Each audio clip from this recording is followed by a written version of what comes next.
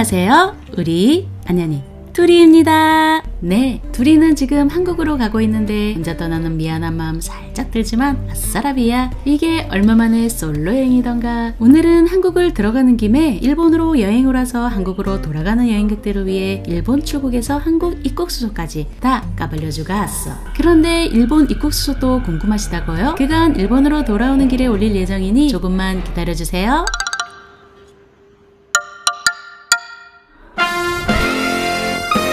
먼저 두리는 나리타 공항으로 이동할 건데 지금 보이는 닛볼이라는 역에서 KSA 스카이라이너를 타고 이동할 예정이다. 여기서 잠깐! 도쿄 도심에서 나리타 공항까지 가는 법. 도쿄 시내와 나리타 공항 사이를 이동하는 다양한 교통수단이 있지만 그중 KSA 스카이라이너를 가장 추천한다. KSA 우에노에서 나리타 공항까지는 41분, 닛보리에서 나리타 공항까지는 36분. 시간도 가장 빠르면서 가격도 2,570엔으로 그리 비싸지 않은 편이다. 또한 사전 예약 시 할인 금액이 적용되는데 여기서 잠깐! 항공사 지연이나 입국심사 지연, 그리고 최근 코로나로 인한 입국심사 강화로 예약한 기차 시간에 못 맞출 수도 있으니 300엔 아끼려다 기차값 날라간다. 그러니 할인금액 300엔 기꺼이 포기하자. 그 외에도 도쿄 도심과 나리타 공항 사이에 이동하는 교통수단은 여러가지가 있는데 그중 가장 많이 이용되는 교통편 3가지 정도로 알차게 정리 들어간다. 먼저 KSA 스카이라이너, 나리타 익스프레스 넥스, 그리고 KSA 액세스 특급 열차가 있다. 또한 KSA 스카이라이너는 블루, 나리타 익스프레스 넥스는 레드, 그리고 액세스 특급 열차는 오렌지색으로 표기되어 있으니 이 길이 맞는 건지 긴가민가 할 때는 색깔만 보고 따라가도 된다. 오케이? 조금만 더 알려드리면 KSA 스카이라이너는 나리타 공항과 도쿄 도심과의 이동이 가장 빠르다. 특히 우에노나 이케부쿠로 방면으로는 최적이고 반대로 시부야 신주쿠 방면으로는 환승을 해야 한다는 단점이 있다. 다음 나리타 익스프레스 넥스는 도쿄 도심과 나리타 공항 사이의 이동 시 환승이 없다는 장점이 있다. 여행 와서 무거운 짐을 들고 이동할 때 환승이 없다는 건 정말 큰 장점이다. 단점으로는 운행열차도 적지만 새 열차 중 가장 비싸다. 마지막으로 KSA 액세스 특급 열차는 개인적으로는 추천하고 싶지는 않지만 가성비 면에서는 정말 탑이 아닐까 싶다. 보다시피 도쿄 도시까지 환승도 많고 시간도 오래 걸리지만 뭐니뭐니 해도 가성비가 정말 좋다. 새 열차 중 1,670엔으로 가장 저렴하며 스카이라이너가 2,680엔, 그리고 나리타 익스프레스가 3,020엔으로 가장 비싸다. 이동시간으로는 스카이라이너가 가장 빠르며 그 다음으로는 나리타 익스프레스, 그리고 액세스 특급 열차가 가장 느리다. 그래서 결론은 두둥! 두리는 오늘 스카이라이너로 공항까지 이동할 예정. 스카이라이너는 무슨 색? 이렇게 블루를 따라가면 된다. 참 쉽죠? 지금부터는 티켓 구매 실전.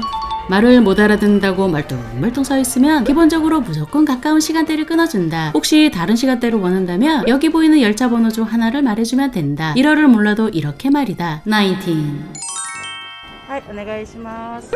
7430円返してから567 이렇게 거스름돈까지 챙기고 나면 블라블라 뭐라뭐라 그러는데 잘 들어볼까요? ここまで電車乗るときスイカやパスも使いましたか？あ、パスも使いました。はい、じゃあ横通るときの通り方はこの切符先に機械に入れてまず入れてからその後 IC タッチしてください。 이게 대체 무슨 말이냐고? 먼저 이 스카이라이너 티켓을 들고 옆에 있는 개찰구 앞으로 가서 먼저 이렇게 티켓을 개찰구 안에 넣어준다. 그 다음 IC 교통카드를 터치해주고 티켓을 잊어버리지 않고 뽑아가면 된다. 하지만 여기까지 IC 교통카드가 아닌 일반 전철 티켓으로 왔다면 이런 느낌으로 티켓 2장을 겹쳐서 집어넣으면 된다. 물론 티켓을 잊지 말고 뽑아가자. 스카이라이너 탑승구로 올라왔다면 자신의 지정석 칸에 줄을 서야 하는데 두리의 지정칸 지정석은 2호차에 좌석은 13D. 이렇게 플랫폼 바닥에도 정면에도 열차칸 번호가 있으니 헷갈릴 일 없다. 마지막으로 내 전철이 언제쯤 오는지 기다리기만 하면 되는데 이 플랫폼은 일반 전철도 정차하므로 일반 전철인지 스카이라이너인지 잘 확인해야 한다. 탑승 후에는 자리를 찾아 앉으면 되는데 두리의 자리는 13D. 그나저나 오늘이 금요일인데 생각보다 사람이 없네? 짐도 많았는데 이렇게 사람까지 없어주니 아싸라비야. 이렇게 30-40분 남짓 달려 드디어 나리타 공항에 도착. 마지막으로 스카이라이너 티켓을 개찰구에 넣으면 나온과 동시에 나리타 공항으로 연결이 된다. 길을 몰라도 저기 보이는 국제선 출발 화살표만 보고 따라가면 된다. 이제부터는 일본 출국 절차를 간단히 설명드릴 건데 한국사 체크인을 통해 수화물을 맡기고 출국 게이트, 보안검사, 출국심사, 그리고 시간이 괜찮다면 귀찮더라도 한국 입국 시 필요한 Q코드를 등록하고 QR코드를 발급받아 놓으면 한국 입국 수속이 조금은 빨라진다. Q코드 등록 방법은 정보란의 홈페이지를 참고해 주시고 두리는 QR코드를 미리 등록하지 않고 갈 예정이니 두리같이 이것저것 복잡 복잡하게 등록하기 귀찮으신 분들은 잘 따라오세요. 먼저 항공사 체크인을 하기 위해 걸어가고 있는데 알파벳 끝자리로 가면 갈수록 여행객들이 점점 많아진다. 참고로 저가 항공일수록 알파벳 끝자리에 배치되는 경우가 많으니 저렴하게 가는 만큼 걸어가는 수고도 필요하니 너무 억울해하지는 말자. 오늘 둘이는 에어부산을 타고 갈 건데 사람이 엄청 많아 보이지는 않는다. 여기서 짐을 붙이고 항공사 체크인을 마쳤으면 다음으로는 출국 게이트 통과, 보안검사, 출국 심사까지 이어지는데 촬영을 엄격하게 금지하고 있어 아쉽지만 패스. 이렇게 무사히 출국 심사까지 마쳤다면 드디어 면세점을 만나게 되는데 와우, 3년 만에 만나보는 면세점이다. 아참, 아침에 바쁘게 나오느라 제대로 챙겨 먹지 못해 나온 분들을 위해 간단한 먹거리 정보를 알려드리면 편의점, 세븐일레븐, 맥도날드, 그리고 스타벅스와 일본 라면집이 있다. 둘이도 아직 아무것도 못 먹었기 때문에 편의점에서 산 생수와 샌드위치, 그리고 기내식이 없기 때문에 준비한 삼각김밥까지 알차게 준비, 그리고 빠질 수 없는 카페인 스벅 컵. 이제야 정말 여행 간다는 기분이 든다.